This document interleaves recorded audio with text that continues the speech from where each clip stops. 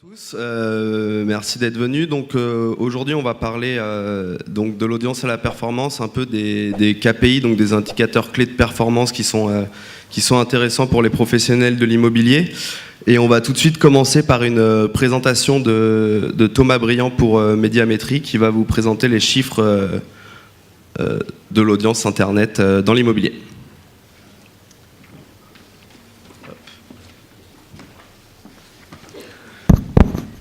Bonjour à tous.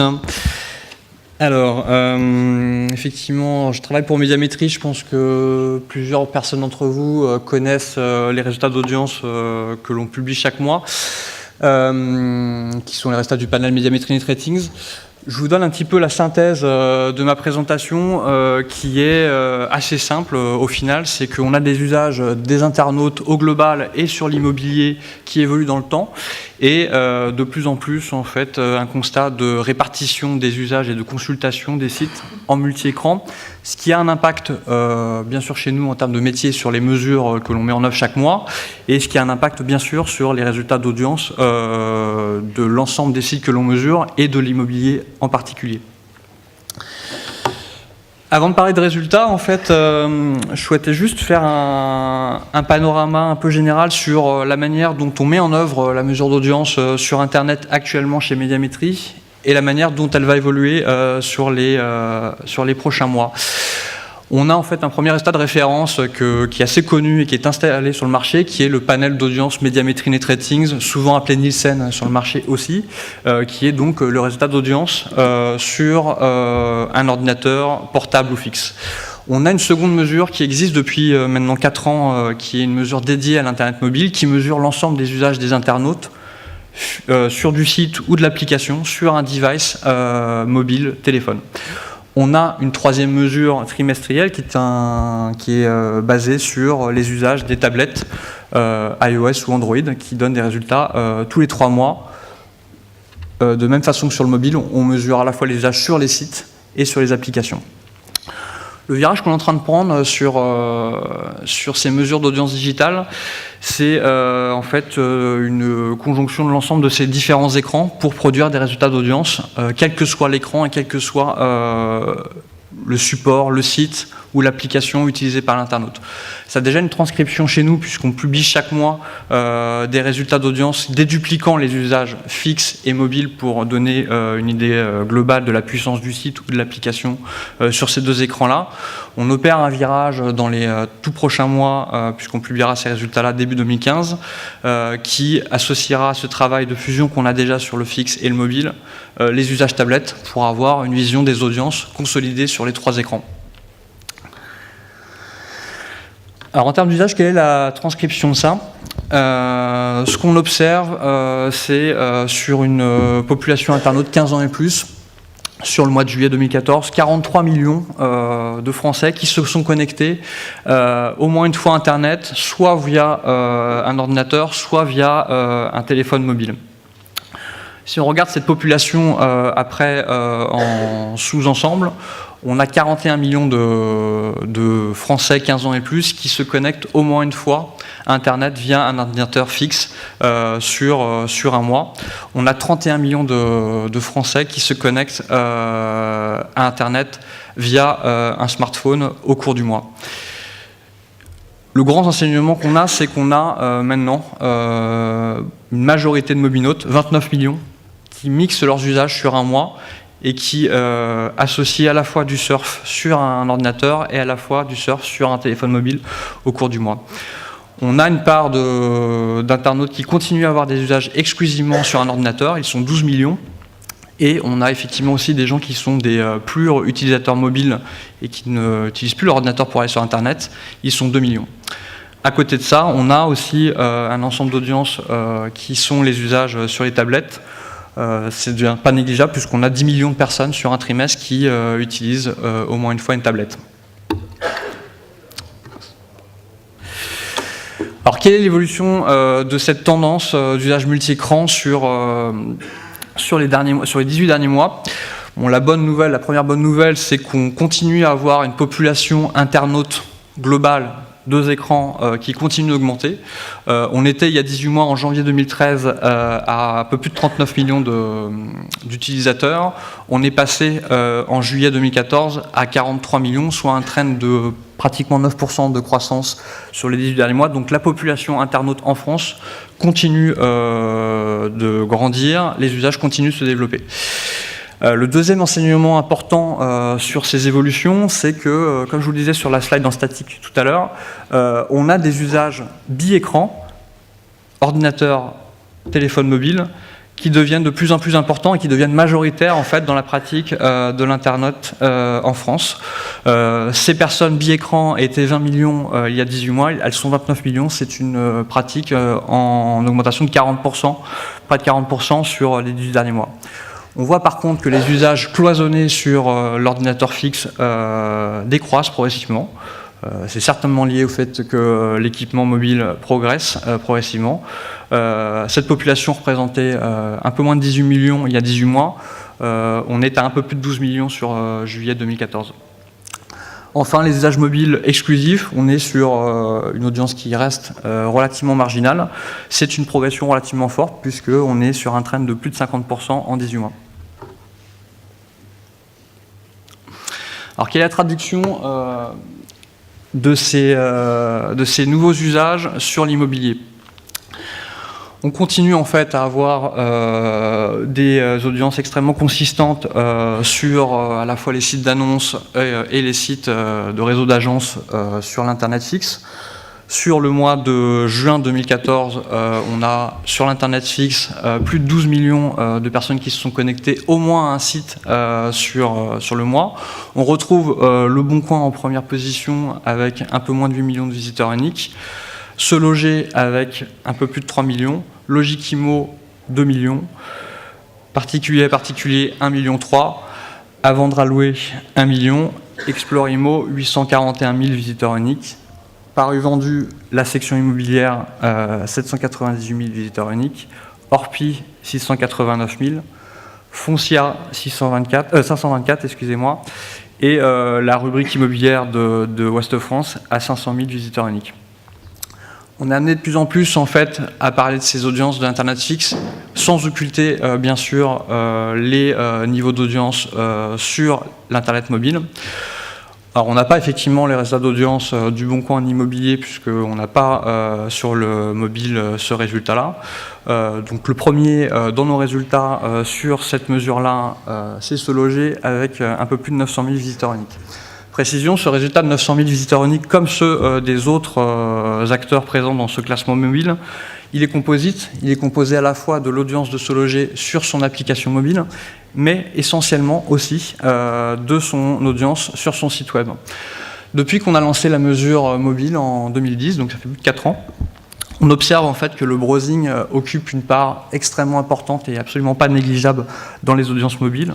À titre d'exemple, sur Se Loger, on est sur une audience de 900 000 qui est composée à peu près d'un tiers de l'application et à peu près de 2 tiers du site web consulté depuis un smartphone.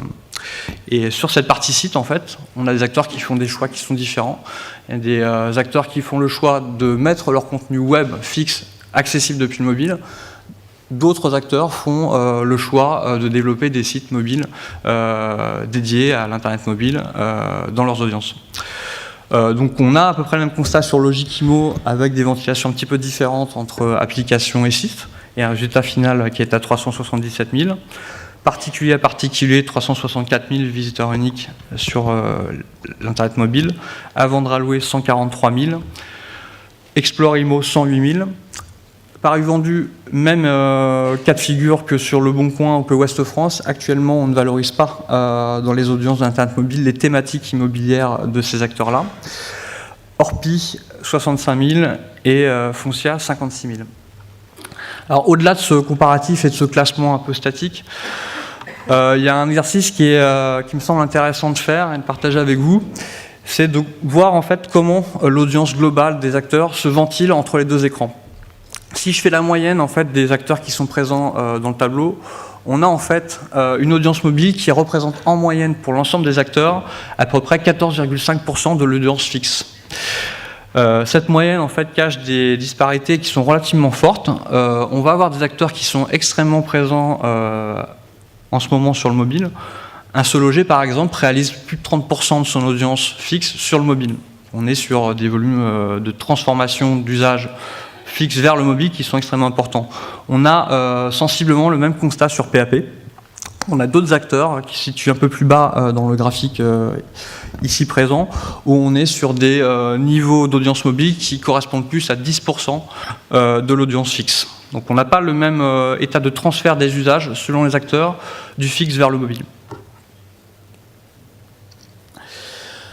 Alors, il y a une autre chose qui est intéressante à regarder, et vu qu'on va parler d'efficacité et d'usage, nos chiffres sont effectivement essentiellement basés sur le nombre de visiteurs uniques mensuels qui se sont rendus sur un site au cours d'un mois.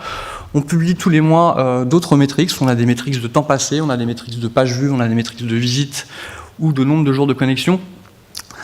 On a des échanges qui sont assez réguliers avec l'ensemble des acteurs du marché sur des comparatifs qu'on peut avoir entre des mesures dites site-centriques et le panel. L'intensité des usages joue grandement dans les écarts qu'on peut observer entre les deux mesures. Ce qu'on voit sur la catégorie immobilière, c'est qu'on n'a pas des niveaux d'usage qui sont uniformes acteur par acteur, et on voit bien que ces usages-là, ces intensités d'usage-là ne sont pas stables dans le temps. On va avoir dans la catégorie immobilière des acteurs qui sont à plus de 4 jours de visite par personne sur le mois, et d'autres acteurs où on est à un peu plus d'une visite par jour, une visite par mois et par visiteur. Fatalement, effectivement, quand on confronte ça à du site-centrique, on peut avoir des écarts qui sont liés à l'intensité des usages. Autre indicateur qu'on peut effectivement essayer de glisser dans un KPI d'efficacité ou de performance, c'est des études que l'on réalise aussi chez Médiamétrie. On adresse en fait des questionnaires à nos internautes pour leur demander plein de choses, la marque de leur voiture, la marque de leur banque. On leur demande aussi en fait s'ils ont des intentions d'achat immobilier dans les 6, 12 ou 3 prochaines années. Et on peut croiser ça effectivement avec leurs usages d'audience. Alors la nouvelle, c'est effectivement qu'on a une catégorie immobilière qui naturellement couvre cette audience qui a des intentions d'achat immobilier. On est sur 4,6 millions de Français internautes qui ont ces intentions d'achat. Et la catégorie immobilière, donc l'ensemble des sites que l'on publie au sein de cette catégorie, rassemble parmi ceux-là 1,7 million de visiteurs uniques au mois de mars, soit un taux de couverture, donc 30% des internautes qui ont des intentions d'achat. Ce qui est très intéressant à regarder, c'est qu'on est sur des niveaux d'usage sur cette audience qui a des intentions d'achat plus ou moins avancées, extrêmement forts, puisque ces gens-là passent en moyenne plus d'1 heure par mois à consulter des sites d'annonces ou des sites d'agence. Dernier point qu'on fait régulièrement en fait sur des chiffres clés immobiliers, c'est de savoir en fait quel est le comparatif entre le marché français et les autres marchés où on opère une mesure d'audience sur Internet. C'est quelque chose d'assez récurrent, mais qui est à mon sens plutôt une bonne nouvelle. On a des sites d'annonces et des sites d'agences qui ont des audiences extrêmement consistantes sur le marché français. C'est plutôt une spécificité si on regarde ce qui se passe à l'étranger. En gros, la France arrive en tête en termes de couverture sur internaute. On est à quasiment un internaute sur 3 qui se rend au moins une fois sur un site immobilier durant un mois. On a l'Australie qui s'approche de ce constat-là avec un marché par contre plus petit, puisqu'on est à peine à 4 millions de visiteurs uniques par mois. Les États-Unis sont un peu plus loin. On a déjà effectivement fait un point là-dessus. Il y a une spécificité aussi du marché français qui est une relative déconcentration. En fait, on a énormément de sites et d'acteurs qui interviennent sur le marché immobilier. Sur les États-Unis, on a des audiences qui se résument à 2-3 fois moins d'acteurs sur l'immobilier. On a ensuite d'autres pays où effectivement le niveau de couverture des sites immobiliers sur internautes sont beaucoup plus faibles. Voilà, merci beaucoup Thomas pour cette présentation. Je vais maintenant me tourner vers vous. Est-ce que vous avez des réactions par rapport à ces chiffres, notamment concernant l'audience ? Monsieur Gestalder.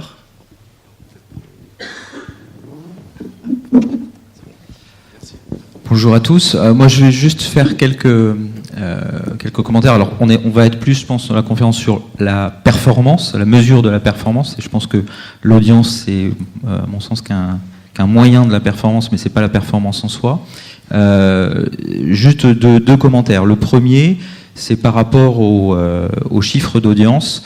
Et j'en suis désolé, mais j'ai toujours un problème avec la mesure Nielsen qui est sur un panel, qui a du mal, alors on le verra dans les prochains mois, mais à regrouper effectivement les différents usages et avoir une mesure globale homogène, mais surtout c'est les disparités, et je pense que tous les sites le voient, entre l'audience mesurée site-centric, c'est-à-dire l'audience réelle mesurée de ce qui est actif sur le site, et des panels, avec des variations qui sont parfois dans un sens ou dans un autre d'ailleurs, et pour tous les sites, assez surprenantes. Donc moi ça c'est le premier point, c'est pour ça que je me méfie quand même de la notion d'audience pure, et c'est pas là que nous on va placer la performance. Le deuxième point, c'est sur le mobile. Là je partage totalement vos éléments, c'est qu'il y a un vrai multi-usage en matière de recherche immobilière, à la fois sur le desktop et le mobile. C'est pas d'ailleurs une transition de l'un vers l'autre, mais c'est un multi-usage, et il faut être présent sur l'ensemble des plateformes. Le troisième élément, c'est il faut faire attention au KPI qu'on prend et à la signification qu'on donne à ce KPI. Je prends juste un exemple, celui qui est du nombre de fois où les personnes viennent sur le site dans le mois. Est-ce que avoir un nombre plus élevé est mieux ou pas ? Je n'en suis pas forcément sûr. En tout cas, nous, c'est pas un KPI qu'on prend. Pour un exemple, je vais vous donner un exemple simple. Avec le système des alertes, on n'essaye pas de faire revenir à tout prix la personne sur le site. On essaye de la faire revenir quand elle a un bien qui correspond à sa recherche. À l'inverse d'autres sites qui, sans ces systèmes d'alerte et par des systèmes aussi de rotation d'annonces, etc., obligent l'internaute à revenir plusieurs fois pour voir s'il n'y a pas une nouvelle annonce, ne pas rater une nouvelle annonce, etc. Donc on voit bien que par un KPI, dont on peut se dire c'est important d'avoir un maximum de visites, c'est pas forcément ce que l'on va rechercher. Voilà les trois commentaires que je voulais faire. Anne, de répondre sur un point concernant la synchronisation des mesures. Effectivement, les mesures site-centric existent depuis que le web existe, et les mesures par panel existent depuis quasiment 15 ans. Et effectivement, ce débat de synchronisation entre les mesures existe depuis 15 ans, très exactement. On opère aussi une mesure site-centric chez Médiamétrie qui s'appelle Médiamétrie Stat. Donc on est effectivement familier des écarts qu'il peut y avoir entre les deux résultats, notamment sur le critère du visiteur. Alors quelles sont les explications ? La première explication, effectivement, c'est que comment fonctionne une mesure site-centric. Si je prends le cas de n'importe quel site dans la salle, c'est un tag que vous mettez en bas de la page et qui va compter un nombre de cookies sur le mois. Alors ce que montre effectivement la présentation, a priori c'est un constat partagé par se loger, c'est qu'effectivement on a une mixité des usages qui se développent. Quand vous avez un tag qui est présent sur un site web et qui est présent sur deux écrans différents, tout simplement la mesure site-centric va compter autant de cookies émis. Donc pour faire très très simple, quand un internaute consulte un site depuis son iPad, depuis son smartphone et depuis son ordinateur fixe, il a compté pour autant de visiteurs qu'il va compter d'écran. Ça ne veut pas dire que la mesure site-centric n'est pas bonne et que le panel est bon, ça veut juste dire qu'effectivement on ne mesure pas la même chose, et que dans un contexte où les usages multi-écrans se développent, on a effectivement un écart qui se produit entre les deux mesures. Un écart sur un acteur n'est pas forcément signe de mauvaise santé, bien au contraire. En gros, un écart nul voudrait dire qu'en gros, l'acteur n'a pas d'audience mobile ni d'audience tablette. Je ne suis pas sûr que ce soit signe d'un développement de l'audience très fort. Ça, c'est le premier point. Le second point, c'est que ce débat entre les mesures site-centric et user-centric, on l'a effectivement déjà traité il y a à peu près 3 ans maintenant en lançant la mesure hybride. Tous les mois, dans nos travaux de redressement statistique, on prend en compte notamment le trafic issu de mesures site-centric certifiées par l'OJD. Donc un site effectivement va être mis en conformité par rapport à son trafic en termes de visites dans nos résultats par rapport à ce qui est mesuré en site-centric directement. Donc voilà, on est plutôt sur un constat de synchronisation, modulo deux choses, modulo le fait de comparer des écrans l'un avec l'autre, et deuxièmement comparer effectivement des choses qui sont comparables en termes d'indicateurs. D'accord. Ah, j'ai le micro qui marche pas. Si. Du coup, on est d'accord que c'est un débat qui pourrait durer des heures. Et pour le coup, ce qui est intéressant, c'est qu'aujourd'hui, les sites sont comparés sur l'audience. Et comme il a été dit tout à l'heure, la vraie question qu'on peut se poser, c'est est-ce que le vrai combat, c'est l'audience ? Est-ce qu'il n'y a pas des KPI qui sont plus intéressants, plus pertinents à travailler pour le métier immobilier sur Internet ? Alors je ne sais pas si Nathalie voulait répondre. Je peux peut-être effectivement commencer à répondre. On partage chez Explorimo les mêmes constats que chez Se Loger.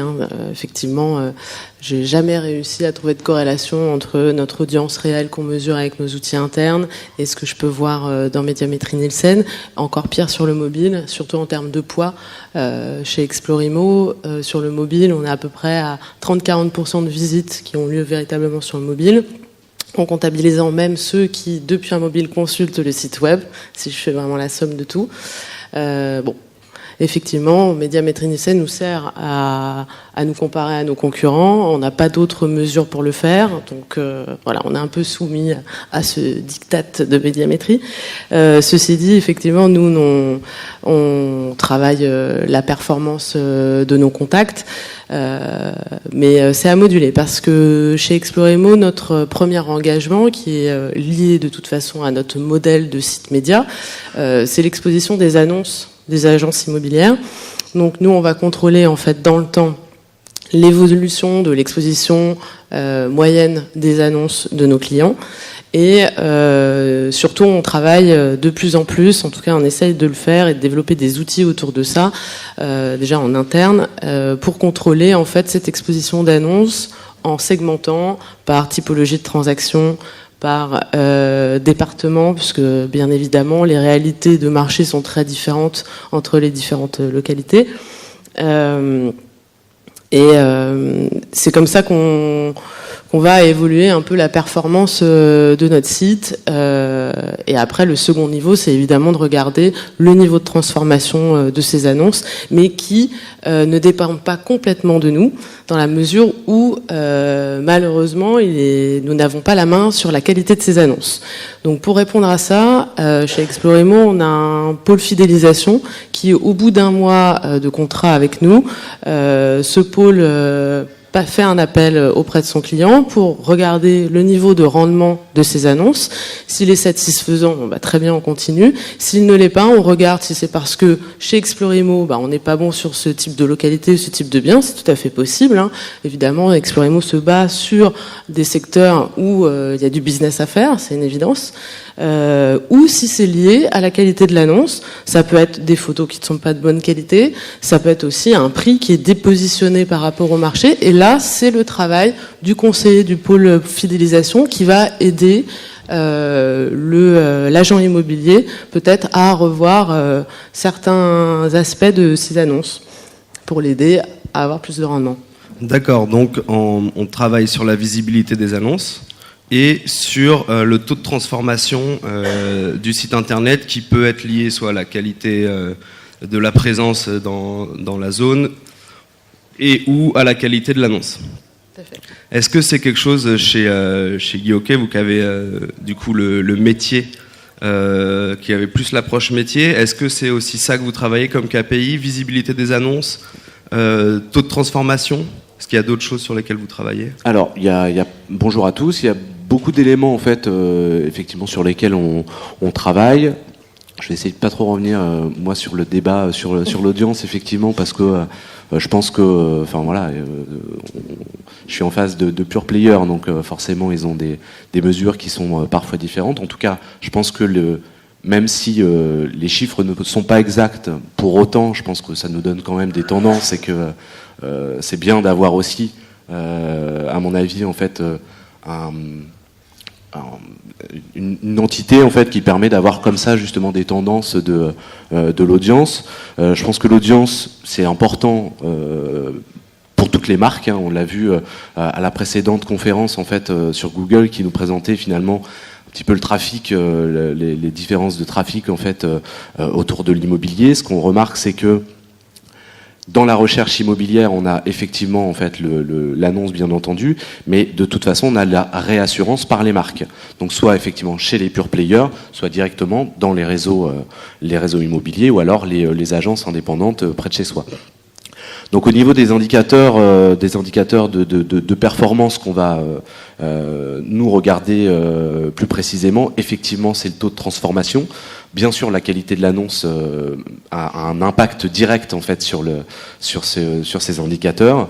Le mode de diffusion aussi, où est-ce qu'on va diffuser, comment on va diffuser, et finalement, ce qu'on va chercher, c'est les retours par rapport à ces diffusions. Parce qu'aujourd'hui, en fait, ce qu'on remarque, c'est que les agents immobiliers finalement mettent en ligne un nombre important d'annonces, des mandats en fait qui sont allés chercher auprès des propriétaires.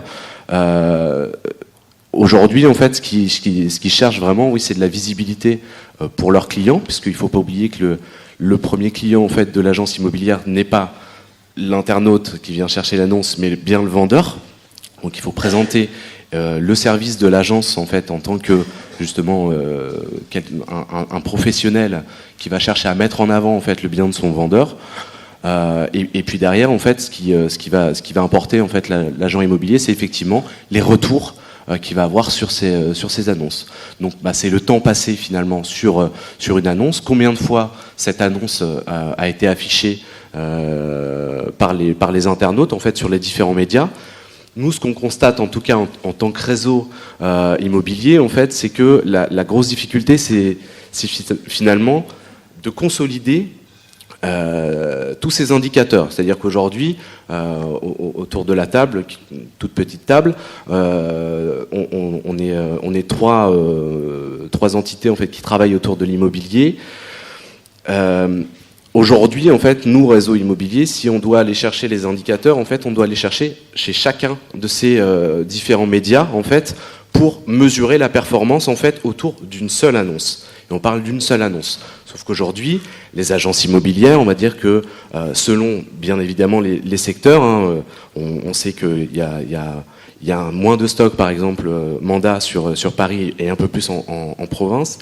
Mais on va se dire que sur un stock mandat moyen de 100 à 150 mandats, comment je fais aujourd'hui, en fait, sur ces différents vecteurs pour aller chercher justement ces indicateurs clés qui vont me servir à mesurer ma performance, mes coûts de diffusion, parce que c'est ça aussi le nerf de la guerre d'une agence immobilière, c'est de pouvoir mesurer ses charges finalement et la productivité en fait que ça engendre en termes de chiffre d'affaires. Donc finalement tous ces indicateurs-là, ils sont très intéressants, c'est vrai, mais aujourd'hui il est très compliqué aussi de bien savoir les calculer pour une agence immobilière. La vraie difficulté aujourd'hui pour les agences, c'est le traitement de ces indicateurs. Parce qu'ils sont en fait différents selon les types de médias vers lesquels on va diffuser. D'accord, et du coup vous avez, par exemple, sur quels médias vous allez chercher de la visibilité pour les annonces? Il va y avoir donc les pure players web, il va y avoir quoi, de l'AdWords à côté, ce genre de choses? Bien sûr, aujourd'hui en fait, je pense que toute agence immobilière, je pense que le principe des agences immobilières, c'est que on est arrivé sur le tard en fait, sur le média internet, laissant la place justement à des pure players qui eux sont arrivés bien avant en amont en fait et ont pu finalement on va dire positionner leur offre et positionner un business model autour de l'annonce. Donc effectivement, nous on arrive sur le tard en tant que réseau immobilier, donc on a plein de choses à apprendre, plein de choses à faire pour mettre en œuvre des stratégies de communication web média et qui nous permettent de mettre en œuvre finalement la partie multicanal de l'agent immobilier, c'est-à-dire de se représenter de la même manière sur le point de vente physique que sur le web. Donc aujourd'hui, en fait, effectivement, ce qu'on va chercher, c'est la communication pour l'agence, présenter les services de l'agence, parce que finalement, en fait, l'intermédiation, c'est ça. L'agent immobilier est un prestataire de services qui propose des services autant aux vendeurs qu'à l'acquéreur pour justement les transactions immobilières. D'accord. Donc quelque part, vous cherchez à vous représenter, à avoir aussi une sorte d'information sur le marché. Ces informations sur le marché et ces KPI par rapport aux annonces. C'est des choses chez les pure players que vous avez. Vous êtes quand même là, entre guillemets, le représentant aujourd'hui pour un internaute du marché.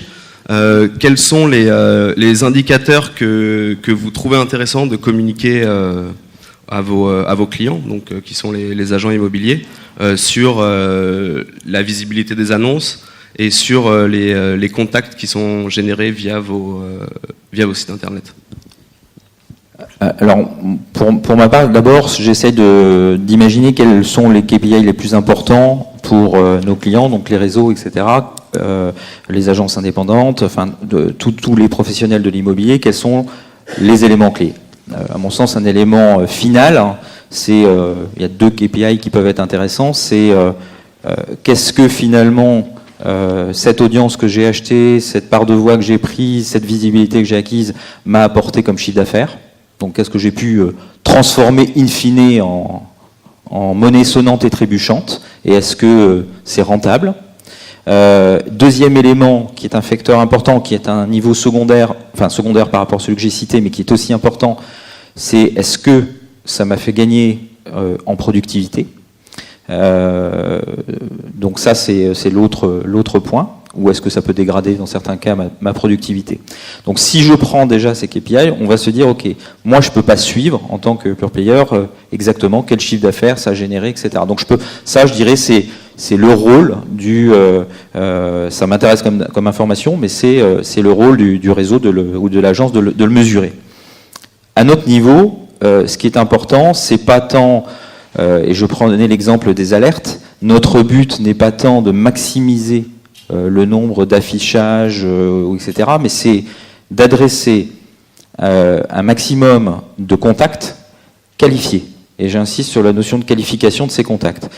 C'est-à-dire que c'est pas simplement, évidemment, c'est d'augmenter au maximum les contacts, mais de pas noyer non plus, de pas créer du contact pour créer du contact, mais vraiment d'être dans la qualification et d'être dans le contact le plus riche. Parce qu'on sait aujourd'hui qu'une des problématiques d'Internet, c'est d'avoir facilité la prise de contact avec l'agence. Et donc, il y a une multiplication des contacts, que ça soit avec Se Loger, avec Explorimo, avec Le Bon Coin, avec Logiquimo, avec X, Y, Z, avec le site du réseau, etc. Et donc, à un moment donné, la capacité à l'agence de traiter, aux négociateurs, de traiter qualitativement ces contacts-là. Donc, on travaille, 1, sur le taux de transformation, 2, sur la qualité du contact, et de fournir des outils aux agences pour piloter ça. J'en citerai 2. Le premier, c'est effectivement, on a sorti là par exemple une nouvelle version, un nouveau produit qui est Se Loger Plus, qui est notre nouveau back-office, qui permet à l'agence de piloter et d'avoir vraiment tous ces KPI facilement accessibles et gérables, et de le donner également au réseau. Et d'autre part, on a un produit qu'on appelle Contact Enrichi, qui a été le lancement vraiment basé sur un big data qu'on a monté, qui est de donner de l'information qualifiante sur le contact qu'on adresse à l'agence. Et donc, notamment, d'avoir l'historique des éléments d'historique de navigation, des notions d'indice de cohérence par rapport au contact, d'indice de chaleur, à quel moment il en est dans la recherche. Est-ce que c'est la première fois que ce contact envoie finalement un contact à une agence, et donc c'est peut-être une opportunité mandat, etc. Donc c'est vraiment de travailler sur cette notion d'à la fois de quantité de contact, de qualité de contact et de facilité de traitement du contact. D'accord, et du coup, on est plus ou moins d'accord sur le fait que c'est vraiment le contact et la qualité du contact qui est intéressante, surtout d'après ce que vous venez de dire. Est-ce qu'il n'y a pas un sujet sur du coup une approche plus paiement au lead qu'un paiement à la visibilité? Je ne sais pas si vous avez déjà vu des expériences, Nathalie par exemple, là-dessus. Quel est votre positionnement ? Alors, c'est vrai que ce qui va être très compliqué pour nous, Portail, en fait, ça va être de traiter les besoins qui peuvent être très différents entre les petites agences, les grands réseaux, les agences plus importantes, qui vont avoir les moyens de traiter l'ensemble des contacts qu'on leur envoie. Donc,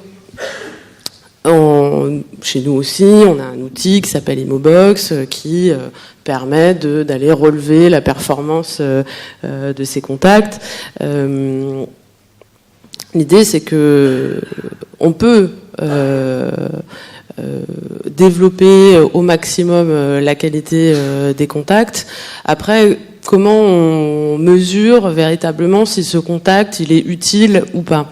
Je pense que il faut pas désintermédier l'agence dans le sens où l'agence de plus en plus doit développer cette notion de conseil qu'elle a auprès des contacts qu'on lui envoie. Et parmi tous ces contacts qu'on lui envoie, il y a aussi des personnes qui sont en phase de réflexion, d'autant plus que les temps de transaction s'allongent de plus en plus. On a dépassé les 100 jours, vous le savez encore mieux que moi. Donc je pense qu'il y a des opportunités en fait parmi tous ces contacts qu'on envoie qui sont malheureusement trop peu souvent exploités. On a des agences avec lesquelles on travaille très bien qui nous font des retours sur effectivement j'ai énormément de contacts qui me viennent du Bon Coin, mais malheureusement ce sont des internautes ou des personnes qui sont touchées par la névrose immobilière et qui enchaînent les visites et qui finalement n'ont pas les moyens de se payer le rêve qu'ils sont en train de toucher du doigt. Donc on a des retours de certaines agences du coup qui nous disent que chez Explorimo, certes, il y aura peut-être moins de volume de contacts, mais ce sont des gens qui sont dans une démarche active. Donc pour nous, c'est très important d'avoir ce type de retour. Malheureusement, on ne l'a pas de la part de l'ensemble de nos clients. Bon, c'est un regret. Par rapport au lead, il faut avoir en tête que ça marche très bien sur le neuf. Les promoteurs immobiliers sont depuis longtemps dans cette démarche de mesure. Donc c'est effectivement, on travaille beaucoup cette notion-là, encore plus sur le neuf. Sur le marché de l'ancien, là on va déployer progressivement le call tracking, puisque nos agents immobiliers nous disent très souvent Explorimo, c'est formidable, mais moi ce que je veux, c'est que mon téléphone sonne. Donc, son téléphone va sonner, mais au fur et à mesure, il va savoir avec précision que ces appels téléphoniques sont passés depuis le site Explorimo. Donc, en fait, voilà, il faut aussi adapter les moyens de communication en fonction des marchés. Et moi, j'ai entendu parler de modèles au pay-per-lead ou de modèles freemium. À Barcelone, c'était au mois d'octobre au salon, un congrès Property Portal Watch, et c'est vrai qu'ils ont à plusieurs reprises, ce sont des modèles qui ont été évoqués, mais le plus souvent finalement sur des marchés émergents. Donc, il y avait un site argentin, je vous dis pas de bêtises, ouais, c'était ça, c'était Properati en Argentine, qui effectivement fonctionne avec un modèle freemium. Alors, lui, il fait du listing gratuit et du lead payant à partir du 6e lead. Alors, sans doute pour donner envie, faire consommer le site, parce qu'il a sans doute la possibilité d'envoyer énormément de contacts, donc il crée l'envie, j'imagine, c'est comme ça qu'il fonctionne. Mais il faut avoir en tête quand même qu'il y a que le site donc fixe avec l'agent immobilier un budget. Ça fonctionne un peu comme Google AdWords. Une fois que l'agent immobilier est arrivé au bout de son budget, alors il ne recevra plus les leads. Et le portail peut revendre du coup ces leads à d'autres agents immobiliers. L'autre exemple, c'était Viva Real au Brésil, qui donc lui vend ses leads à des promoteurs, donc de 30 à 40 $, donc ce qui est quand même une somme. 30 à 40 $, c'est pas mal. Mais du coup, ça induit une co-responsabilisation entre le portail et les promoteurs, puisque ils ont eu plusieurs fois le cas de promoteurs qui leur disaient que leur contact n'était pas qualifié ou qui ne recevaient pas suffisamment de leads. Et donc, ce portail a appelé les internautes pour savoir si le promoteur les avait effectivement appelés. Et dans 60% des cas, ce n'était pas le cas. D'accord. Donc je vois effectivement la problématique du paiement au lead qui va être une co-responsabilité entre la qualité de l'annonce, 2 le travail derrière des professionnels de l'immobilier sur le traitement de ces leads. Du coup, la question que je vais poser à Grégory, c'est de savoir, vous, aujourd'hui, est-ce que donc avoir des contacts qualifiés, c'est quelque chose d'important pour vous. Quelle est la vraie valeur ajoutée, le vrai KPI que vous recherchez? C'est le chiffre d'affaires généré derrière? Ça, c'est l'indicateur final, en fait. Ouais. Et après, on va segmenter effectivement les taux de transformation, en fait, par vecteur de communication, etc. Effectivement, ce qui va bien entendu intéresser l'agence, c'est l'acte, hein, on est tous d'accord là-dessus. Après, en fait, encore une fois, au niveau des agences immobilières, j'entends bien les discours des des portails, en fait, des portails sur les KPI que eux peuvent avoir en tant que pure player. Donc effectivement, ce qui va les intéresser, c'est d'envoyer le plus de leads possible, essayer de les qualifier et de faciliter la vie des agences, on va dire en apparence, parce que, comme je le disais tout à l'heure, des portails, il y en a beaucoup. Il y en a à peu près un par mois qui émerge. Donc les agences sont beaucoup sollicitées, en fait, parce qu'on leur dit nous on fait mieux que Se Loger, on fait mieux que Explorimo, on lave plus blanc que blanc, c'est fantastique, on va vous envoyer des milliers de contacts et vous allez faire beaucoup de chiffre d'affaires.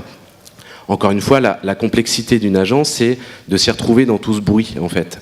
Et je pense que c'est la même chose pour l'internaute acheteur au départ. C'est que les portails, effectivement, génèrent en fait un volume d'annonces qui est vraiment pléthorique. C'est-à-dire qu'aujourd'hui, j'ai vu la dernière pub Le Bon Coin, justement, au-delà de la fan attitude sur la musique, ils annoncent quand même 2 millions d'annonces immobilières dans un marché qui ne représente pas 2 millions d'annonces, ou en tout cas de transactions par an. Donc on est dans un bruit, en fait, où finalement on attire le chaland vers des chiffres, que ce soit l'audience ou le nombre d'annonces, qui sont complètement démesurés, qui au final ne veulent plus dire grand-chose, parce que si je vais aller chercher dans ces 2 millions ou 1,5 million d'annonces, finalement je vais retrouver des mandats simples, effectivement, qui vont être présentés avec des photos différentes, des prix différents, etc. Donc on perd un petit peu l'internaute. Ce qu'on voyait tout à l'heure dans la précédente conférence, c'est que si les internautes mettent 45 jours finalement à tourner autour sur internet en se disant ouais, j'ai vu ça, j'en vois partout finalement, et c'est toujours présenté différemment, et finalement le lead, on va le retrouver parce qu'il va envoyer, effectivement, il va voir l'annonce sur Le Bon Coin, il va voir l'annonce sur Explorimo, sur Logikimo, enfin voilà, sur tous les portails. À un moment donné, il va déclencher effectivement la transfo, il va envoyer en fait le contact à l'agence, et après effectivement l'agence de traiter, parce que effectivement c'est bien son boulot, hein, de gérer la découverte, parce que c'est vraiment un contact acheteur qui a vraiment envie d'acheter et qui est chaud, solvable, et qui va aller jusqu'au bout. Donc ça, je crois qu'on est dans le cœur de métier de l'agence, mais pour autant, en fait, la vraie difficulté, en fait, de l'agent, c'est justement de s'y retrouver dans tout ce brouhaha. Il y a beaucoup de bruit, en fait. Il y a beaucoup de portails. On nous promet monts et merveilles, effectivement, des contacts toujours plus intéressants, qui vont transformer plus vite, etc.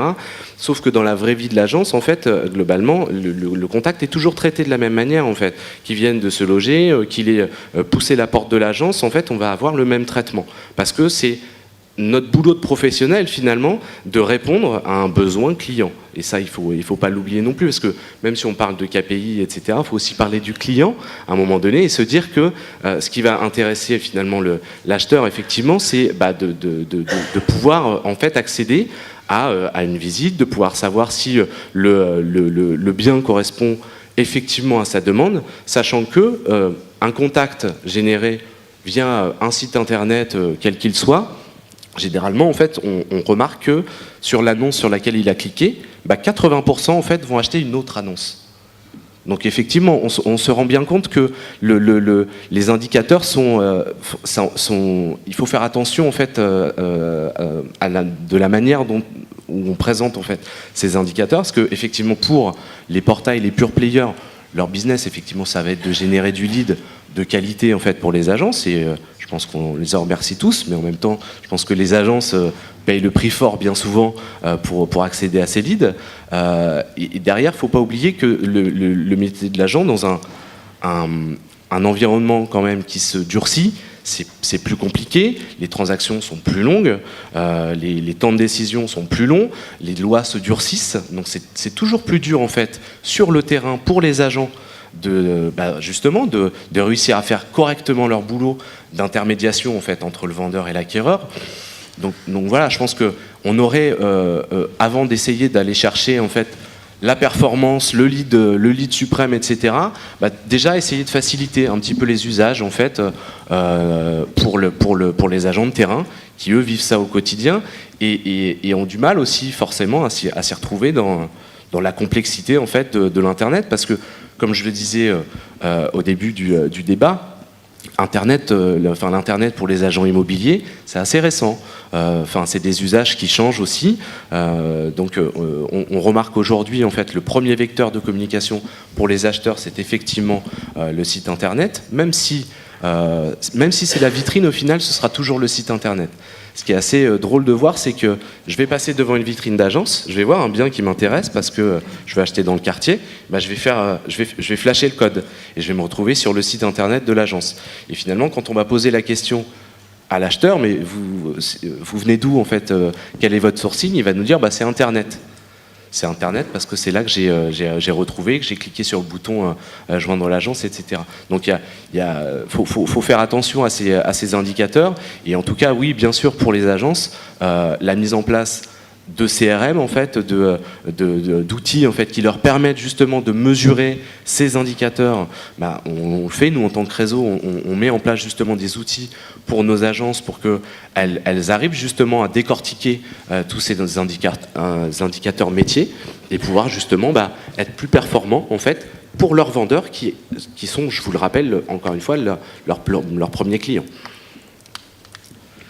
D'accord, très bien. Et du coup, une réaction des pure players par rapport à ça, qui eux maîtrisent pour le coup vraiment Internet et maîtrisent tous ces KPI-là. On a entendu parler de bruit fait par Internet, donc pour les clients, mais aussi pour les agents immobiliers. Est-ce qu'il n'y a pas quelque chose à mettre en place d'un peu plus abouti, une sorte de transparence pour travailler directement avec les CRM des professionnels de l'immobilier, pour que eux comprennent mieux d'où vient le contact, comment il est parvenu, le traitent mieux et sachent mieux maîtriser leur ROI, leur budget et leur transformation derrière? Alors moi, j'ai plusieurs choses. D'abord, sur la notion de ROI, je pense que de plus en plus, toutes les agences, tous les réseaux travaillent avec une notion de toute façon de ROI de leurs investissements. Après, c'est vrai qu'il y a certains secteurs, par exemple, qui sont beaucoup plus avancés dans cette analyse. Si je prends la construction de maisons individuelles, les acteurs avec lesquels on travaille identifient l'origine du contact, l'origine première du contact, les niveaux de transformation, etc. Enfin, ils vont très loin dans l'analyse et ils ont, au travers des contacts qu'on leur adresse, des fichiers qu'on peut leur envoyer, etc., la possibilité de le tracer. Donc l'information, elle existe. Après, c'est la mise en place qui, après aussi, nécessite des éléments techniques, etc., qui peut prendre du temps, ou aussi apprendre des usages. Mais l'information, en tout cas, elle existe. Ce qui est clair sur le bruit, ce que je disais tout à l'heure sur le nombre de leads. C'est pour ça qu'on fait très attention à ne pas se focaliser sur un KPI qui serait par exemple le nombre de contacts, parce que on peut très facilement, et il y a des modèles qui arrivent à multiplier des leads mais qui en fait ne font que polluer le travail de l'agent. Je ne parle pas forcément en France, mais ou dans d'autres secteurs de l'immobilier, ce qui n'est pas sain. Donc à notre niveau, il faut évidemment un bon niveau de lead, de flux, de contact, etc. Mais ensuite, donner des outils qui facilitent le traitement de ces contacts, la qualification de ces contacts, etc. Ça ne remplace pas le travail de l'agent immobilier dans sa qualification, son intuition, ses éléments. C'est de lui donner en tout cas un maximum d'informations qui l'aident dans ce travail et dans sa relation avec le vendeur aussi. Je vais juste prendre un exemple. On avait un produit qui s'appelait le certificat de parution sur Se Loger, qui est très utilisé et qui permet à un agent de dire à son vendeur, voilà, j'ai fait la promotion de votre produit sur Ce Loger et voilà les statistiques cumulées depuis le début. Et on s'est aperçu que c'était un produit demandé, mais en même temps, qu'il y a des difficultés d'usage parce qu'on ne mettait qu'un cumul des visites et pas un historique, parce que pour l'envoyer, il fallait générer le PDF, l'enregistrer sur le disque dur, l'envoyer dans le mail, etc. et penser à le faire et ça prenait du temps, etc. L'outil était là, mais pas optimal.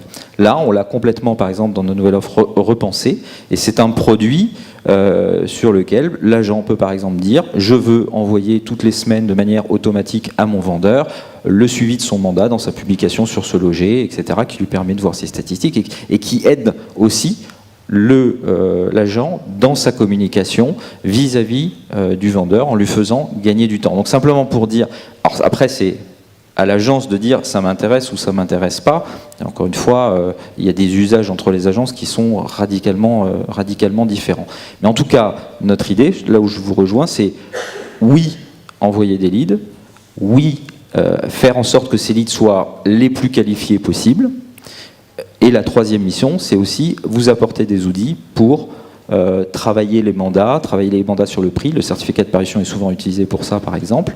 Voilà, c'est aussi vous accompagner dans le traitement, parce qu'effectivement, avec la masse des leads, il faut savoir optimiser et être plus productif. Alors, en disant cela, pour le coup, je peux que réagir en fait immédiatement en vous disant, est-ce que vous posez la question en fait quand un agent en fait doit mettre en place ce type d'outil sur chacun des portails sur lesquels il diffuse ses annonces? Qu'est-ce que ça représente en termes de coût pour un agent immobilier aujourd'hui, en fait, de mettre en place ce genre de service sur chacun des portails, plutôt que d'avoir via son CRM son suivi client qu'il fait, parce que c'est un bon professionnel et qu'il fait bien sûr le suivi de publication pour tous ses clients vendeurs, parce qu'il le fait toutes les semaines, et que justement il va savoir dire à tous ses vendeurs, voilà où j'ai publié votre annonce, voilà les retours que j'ai eus, les visites que j'ai fait et les comptes rendus de visites que je peux en donner. Est-ce que vous vous rendez compte que pour un agent immobilier aujourd'hui, c'est très compliqué en fait de mettre en place cet outil-là en fait sur Ce Loger, Le Bon Coin on n'en parlera pas, sur Explore Immo, sur Logic-Immo, sur toutes les plateformes en fait. L'agent immobilier aujourd'hui, il doit aller payer un service supplémentaire pour quelque chose que lui, il sait déjà faire parce que c'est son métier, c'est son cœur de métier finalement d'informer le vendeur sur les actions et les entreprise pour la bonne marche en fait de la vente du bien. Alors juste deux exemples. D'abord, ce produit certificat de parution est inclus dans l'offre de diffusion de Ce Loger. C'est un produit classique de notre offre, donc qui est inclus. Deuxième élément, c'est on ne s'est pas dit tout seul. C'est un produit que l'on va développer, qui va intéresser, qui doivent utiliser. D'abord, il a été créé il y a quelques années et on a constaté son usage fort. Pas dans toutes les agences parce que chacun a ses méthodes de travail. On fait tous les ans ce qu'on appelle aussi des ateliers Se Loger, qui sont un parcours dans une dizaine de villes en France où on rencontre à peu près 2000 agences. On présente des produits, on explique, on discute, on dialogue, et on a des remontées par rapport à ça. Et on voyait que ce produit, justement, on nous demandait de le faire évoluer sur certains items, mais qu'il était utilisé. Et souvent, il est utilisé comme aide. Ça n'empêche pas l'agent de faire son propre reporting, etc. Mais par exemple, je veux convaincre du prix, d'un changement de prix, un client. Si je démontre par un certificat de parution d'un site de publication des annonces un taux de transformation qui est moins fort, les biens similaires aux alentours sur ce portail, etc., ça me sert d'argument pour convaincre du prix. C'est un argument par rapport à un autre, un tel voudra l'utiliser, un autre ne voudra pas l'utiliser. On met à disposition des outils qu'on essaye de faire les plus performants. Tout ce qu'on peut remonter dans les CRM, les contacts, on peut les remonter dans les CRM. Ça, c'est des choses qu'on peut c'est ce qu'on fait avec certains acteurs, hein, mais c'est voilà. Donc après c'est dans le mode de fonctionnement, dans l'organisation. Maintenant, je ne vais pas m'arrêter de développer des produits et des propositions à tous ne l'utiliseront peut-être pas, mais ceux que ça intéresse, autant innover et continuer à proposer des produits nouveaux. Je peux vous dire que le certificat de parution, en l'occurrence, il est bien utilisé. Très bien.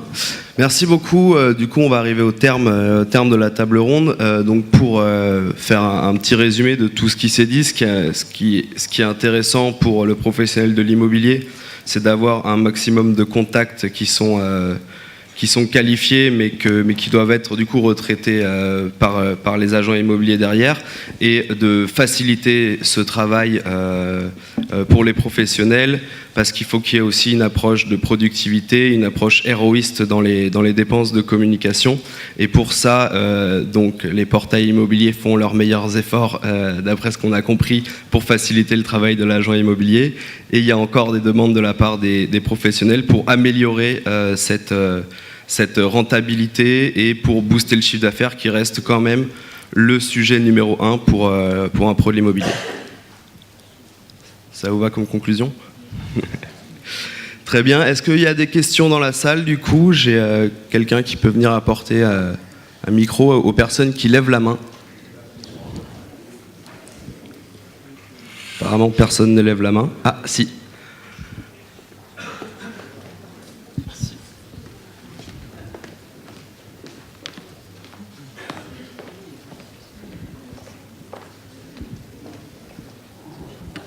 Merci. Bonjour. Moi, je suis une grande utilisatrice des certificats de parution, que ce soit Explorimo ou Se Loger. C'est très utile pour effectivement convaincre un propriétaire d'ajuster le prix de son appartement ou de sa maison. Est-ce qu'il y a une évolution possible par les portails d'orienter les internautes vers une notation des annonces? Notation des annonces, des bons annonceurs, et un peu comme le TripAdvisor de l'hôtellerie, on peut aussi noter des annonces qui sont correctement présentées, avec des belles photos, et qui engagent justement l'agent immobilier à être de plus en plus performant, et à proposer aussi des services d'information sur le quartier qui est concerné par l'annonce, sur l'évolution de l'annonce, est-ce qu'elle est au juste prix, est-ce qu'elle a été vendue, combien de temps elle est restée en pub, ce qui n'est pas bon pour l'agent immobilier. Donc, est-ce qu'il y a une évolution possible qui permettrait justement aussi de contrer l'évolution de certains comparateurs d'agences qui se noient dans des algorithmes complètement fumeux? Est-ce qu'il y a moyen pour des portails sérieux comme Explorimo et Se Loger, notamment, d'exploiter cette notation d'annonce, pas d'agence? Alors, on a eu ce genre de discussion en interne il y a pas très longtemps. Je peux pas vous dire que ça va arriver tout de suite, très bientôt. Effectivement, enfin, à mon sens, sur cette question-là, il y a deux voies possibles. Effectivement, il y a la voie de laisser l'internaute s'exprimer sur la qualité d'une annonce, c'est effectivement un bon axe, ou bien automatiser le processus et développer un score de qualité de l'annonce, puisque en tant que professionnel, on a la possibilité de comparer des annonces. Il faudra un modérateur aussi pour regarder et estimer la qualité des photos, estimer si le prix est au juste prix, ou en tout cas se situe bien dans une fourchette qui paraît raisonnable. Moi, ce serait mon idéal, ce serait qu'on ait ça, ce score de qualité, et que finalement, dans nos listes de résultats, les annonces qui ont le meilleur score de qualité remontent le plus haut possible. Voilà. Pour compléter sur la notion de qualité de l'annonce, sur des éléments factuels, hein, c'est pas sur des éléments subjectifs. Donc, est-ce que la surface est renseignée, le nombre de pièces est renseigné, est-ce qu'il y a un descriptif, quelle est la longueur du descriptif, le nombre de photos, etc., etc. Donc ça, c'est ce qu'on appelle nous le taux de complétude, et notamment dans le nouveau Se Loger Plus, c'est vraiment quelque chose qu'on a renforcer et qu'on va encore renforcer, parce que c'est important de donner une visibilité à l'agent à la fois sur la qualité objectif de ces annonces, en tout cas sur des critères simples, et de pouvoir lui montrer la comparaison aussi par rapport à son secteur. Simplement qu'il puisse s'auto-évaluer sur cet item, donc de lui donner, éviter qu'il le fasse lui-même, qu'il perde du temps à ça, et lui donner directement cette information. Sur la notion de notation, je la retiens parce que ça me fait penser à sur Amazon, par rapport au livre numérique, dites à cet éditeur que vous aimeriez bien la version numérique. Donc c'est un peu l'élément de notation, d'évaluation de l'agence. Elle est bien, elle est complète, elle n'est pas complète. Après, moi j'ai aucun parti pris là-dessus. Je trouve que plus on donne d'informations, plus c'est pertinent. Après, il faut bien mesurer les impacts. Je prends juste un exemple. Si je permets de noter une annonce, comment je certifie que c'est pas mon voisin concurrent qui note mal l'annonce pour la pénaliser? Comment je justifie à mon vendeur que son annonce elle est mal notée, qui va dire je fais mal le boulot, alors que la même annonce en mandat simple est bien notée chez un autre pour des raisons qui sont peut-être pas objectives. Donc ce que je dis là, c'est on pourrait de toute façon imaginer au moins un niveau qui permet déjà de tester et de voir comment ça fonctionne, qui est de permettre la notation de l'annonce et de remonter l'information professionnelle sans forcément l'afficher à l'internaute, ce qui permet déjà de lui donner une information, mais sans avoir, je dirais, les effets secondaires qu'on ne maîtrise pas toujours. Donc, très ouvert, et je serais moi très content d'en reparler avec vous, mais voilà. Après, on sera toujours prudent de bien mesurer avec vous, parce que moi, en soi, je rajoute une information, mais de mesurer l'impact, qu'il soit pas, voilà, qu'on ne soit pas dans quelque chose qui peut être détourné et finalement nuire au propriétaire ou à l'agent immobilier. Vous avez d'autres questions? Il suffit de lever la main. Non? Voilà, on va pouvoir vous laisser aller manger alors, je pense. Et vous souhaitez une bonne continuation sur le salon. Merci beaucoup. Ah, pardon, j'ai une question. Pas de chance. Vous n'allez pas manger tout de suite. Bonjour, excusez-moi de vous empêcher de manger.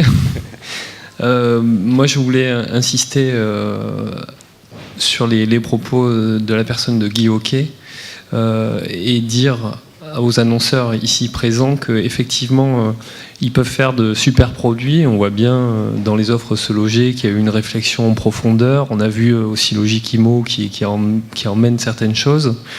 Mais que quand on parle de calcul, de KPI et d'évaluation en fait de la rentabilité de l'investissement qui est quand même relativement énorme, ils ne nous fournissent pas les outils.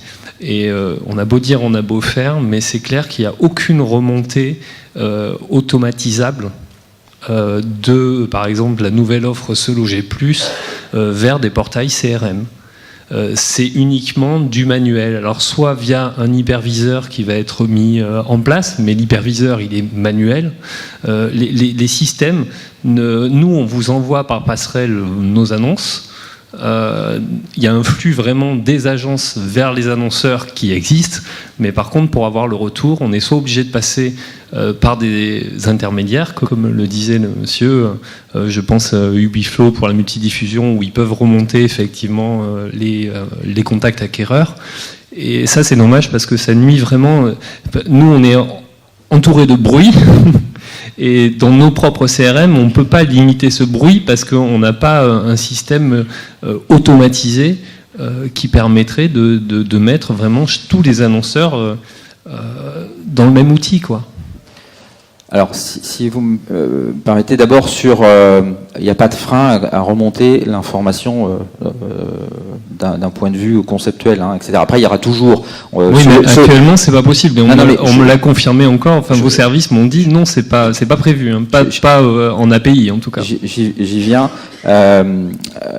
Sur la partie, en tout cas, Se Loger Plus, on ne pourra pas mettre toutes les informations et tous les outils qui sont disponibles dessus. Sur un CRM, ça reviendrait à redévelopper. C'est un investissement qui a été colossal d'à peu près 18 mois. Et je peux vous assurer que tous les services qu'on met à disposition dessus, je ne peux pas tous les porter sur le CRM. Néanmoins, il y a certains éléments clés que l'on peut remonter dans le cas du CRM. La notion d'hyperviseur, c'était de dire, quand j'ai une agence individuelle, j'ai mon Se Loger Plus, mais si j'ai plusieurs agences, ou voir si je suis un réseau et que je vais avoir une visibilité globale, que je puisse avoir une vision agrégée des performances, des annonces, des agences sur Se Loger. Donc ça, c'est ce qu'on a développé, qu'on appelle l'hyperviseur. Et cet hyperviseur sera disponible au début du premier trimestre, fin janvier, et il permettra aussi des exports de data, par exemple, sous des formats, fichiers, CSV, etc., qui permettent de réintégrer des données. Manuellement. C'est manuel encore. Mais deuxième élément, ça dépend d'esthétique. Concernant les contacts, on est en train de développer, et qui sera opérationnel au mois de janvier, un web service qui permet, via un CRM, de récupérer au lieu de les recevoir par email ou d'aller sur les puces, de récupérer ces contacts et de les intégrer dans son CRM. Alors après, il faut que le CRM intègre le web service, mais c'est juste une question de planning technique. Donc, pour répondre à votre question, ça, c'est pas quelque chose qu'on a annoncé officiellement à nos équipes parce qu'on est en train de le développer, mais au mois de janvier, si c'est votre question et si vous avez ce type de besoin, c'est des choses que l'on va développer et proposer aux différents CRM. Eh bien, c'était le mot de la fin. Merci beaucoup. Je vous propose de les applaudir. Merci.